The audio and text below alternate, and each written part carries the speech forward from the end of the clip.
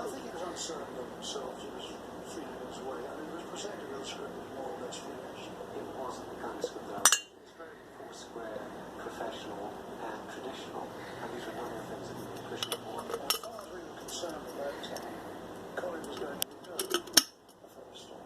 We were going to start with King Solomon and his judgment on the two mothers. You know the story, that both mothers claimed the baby. And King Solomon called his henchmen and said, cut the baby in half, they can have half each.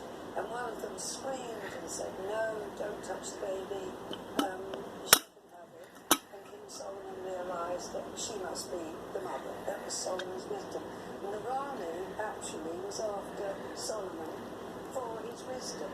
They were very fixed in their ideas, and as old pros, they didn't want to listen to some new kid on the block, which I could all totally understand. At the same time, I knew what I wanted to do, and I knew that there were areas in that script which needed